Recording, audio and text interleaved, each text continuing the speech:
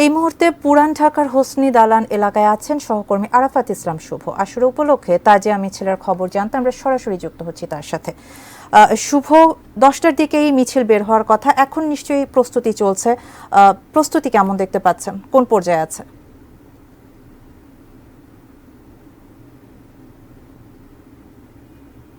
না, এই মুহূর্তে আমি হোসনি দালানের ইমামবাড়া যে প্রাঙ্গণটি রয়েছে সেখানে অবস্থান করছি এবং আমরা যেটি দেখতে পাচ্ছি যে তাজিয়া মিছিল যেটি বের হয় সেটির প্রস্তুতি এখনও পুরোপুরি সম্পন্ন হয়নি, যদিও 10টা নাগাদ হচ্ছে তাজিয়া মিছিলটি বের হওয়ার কথা রয়েছে।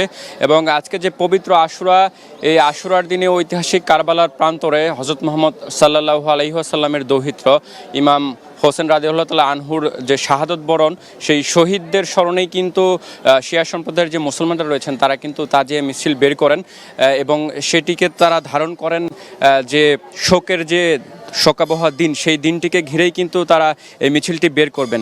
এবং এখন পর্যন্ত যদি বলে রাখি যে হোসনি দালানটি রয়েছে মাজার প্রাঙ্গণ ইমামবাড়া, সেখানে আমরা দেখতে পাচ্ছি নানা বয়সী নারী পুরুষের কিন্তু একটি সমাগম ঘটেছে। শিশু বয়স্ক থেকে শুরু করে বৃদ্ধ এবং নানা বয়সী নারী পুরুষ তারা দলে দলে সমবেত হচ্ছেন এখানে। এবং পাশেই যে তাজিয়া সেটিকে প্রস্তুত করা হচ্ছে মিছিল বের করার জন্য।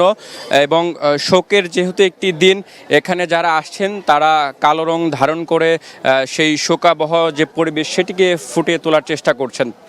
এবং অন্যদিকে যদি আপনাকে আমি নিরাপত্তার বিষয়টি বলি, তাহলে পুলিশ এবং র্যাবের কিন্তু নিশ্চিদ্র একটি নিরাপত্তা বলয় এবং বেষ্টনী তৈরি করা হয়েছে। কয়েক স্তরের নিরাপত্তায় আশেপাশের যে এলাকাটি রয়েছে সেটি ঘিরে ফেলা হয়েছে। একই সাথে এই তাজিয়া মিছিলটি যে সকল এলাকা দিয়ে যাবেন সেখানেও কিন্তু আইনশৃঙ্খলা বাহিনীর ব্যাপক প্রস্তুতি আমরা দেখতে পেয়েছি। বিশেষ করে মিছিলটি এখান থেকে বকশীবাজার হয়ে নিউ মার্কেট হয়ে জিগাতলা গিয়ে শেষ হবে।